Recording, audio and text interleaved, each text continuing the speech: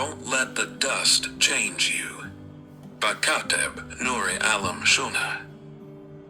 Somewhere between the sweat-stained sunrises of Nicodemus and the ghost whispers of Fort Belknap, there's a truth so old it wears boots and spits tobacco. That truth?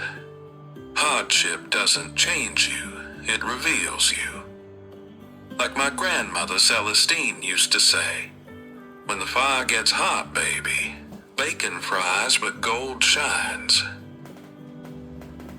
Let me take you back to a town called Bitterroot Bluff, a crooked little place tucked between the cactus spines of nowhere and the busted dreams of somewhere. Folks came to Bitterroot Bluff for 3 reasons: to escape something, to prove something, or to forget everything. In this dust-cloaked town rode 5 legends, not legends in the dime novel sense, but in the flesh and bone kind that left hoofprints on your soul. There was Calvin Straight Shot Booker, who never missed, not with his rifle, not with his words. Said he once hit a rattlesnake square between the eyes while sipping black coffee. Might have been true, he did sip a lot of coffee. Then there was Miss Lila Mae No-Nonsense Dupree, a cowgirl so quick with her lasso and quicker with her tongue, she once tied up a cattle thief and humiliated his ego in under 10 seconds flat. She didn't ride horses, she conversed with them. Josiah Preacher Green, the saddleback philosopher, used to ride with a Bible in one boot and a flask in the other. Claimed the two bounce each other out.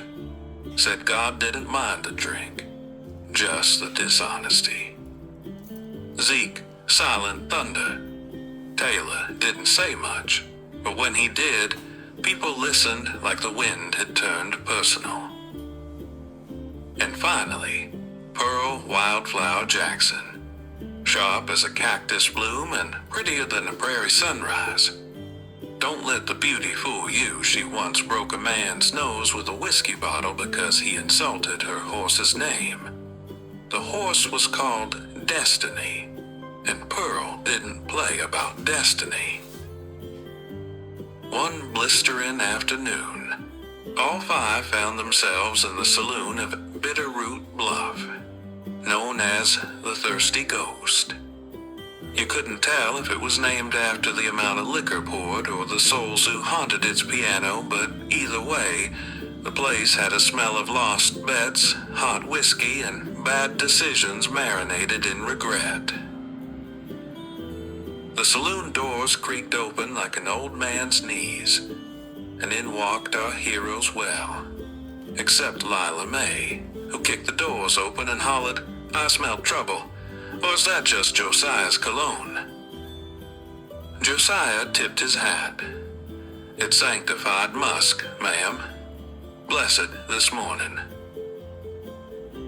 In the far corner, a woman sang with a voice made of moonlight and gravel.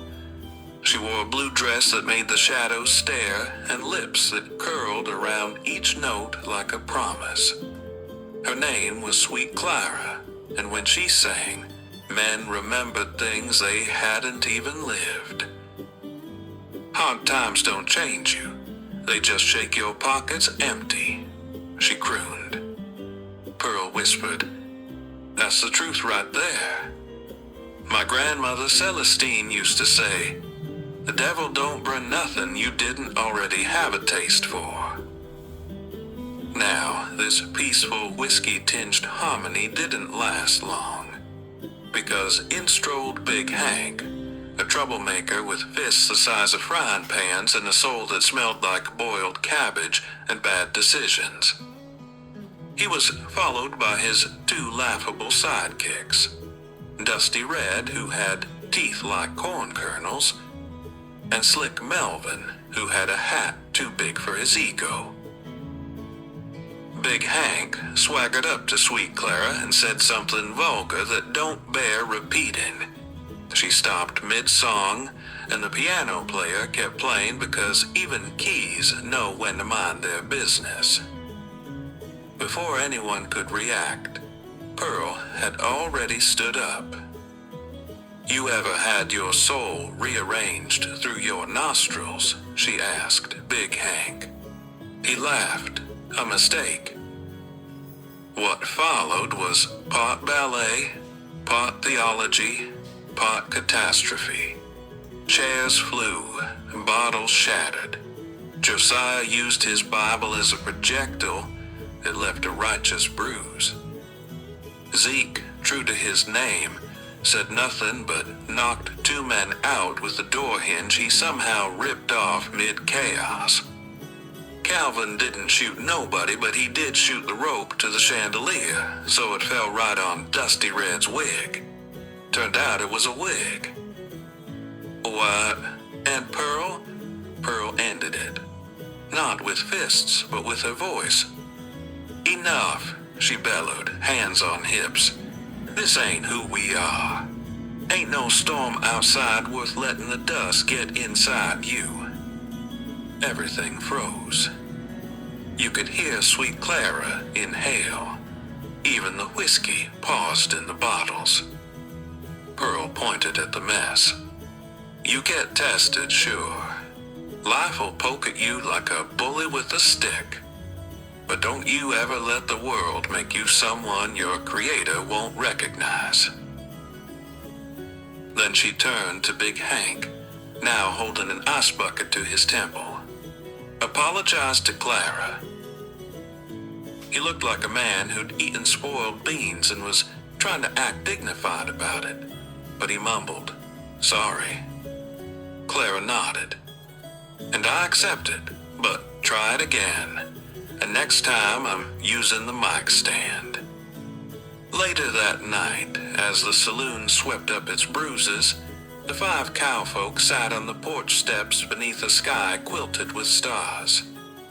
Calvin sipped his coffee. Funny how fights reveal character. Josiah added, "Like the fire shows what's gold and what's kindling." Zeke simply said, "Mm-hmm." Lila May cracked open a peanut and said, "Y'all ever notice folks change when life slaps 'em hard? But my granny used to say, you ain't really grown till life spills your drink and you don't turn over the whole table." Pearl just looked out at the desert and smiled. "My grandma Celestine taught me this," she said. "When I was a little girl, I burned my finger on the stove. I cried and told her I was never going to touch anything hot again. She looked at me and said, 'Child, pain don't mean change your nature. It means learn your rhythm. Don't run from the fire. Dance smarter next time.'" It hit them. Then each of them had faced their own storms. Racism, loneliness, bad bosses, broken dreams, near-death standoffs, empty wallets, and emptier prayers. But they were still them. Not hardened, not bitter, just better. Dusty, sure, but still standing. And that's the miracle. You see, adversity is not the thief. It's the magnifying glass. Whatever's already in you, it'll pull it to the surface. If you've got goodness, grit, faith, and humor, then that's what'll bubble up when life shakes your jaw. But if you've been wearing masks and faking smiles, the shaking will show it, and baby, it won't be pretty. So hold on to your spirit like it's your last silver dollar. Laugh even when your boots got holes. Pray even when heaven feels like it's on mute. And when a bar fight breaks out in your life, be the cowgirl who stops it, not the fool who started it. 'Cause like my grandmother Celestine always said, storms pass, but fools stick around to catch lightning twice.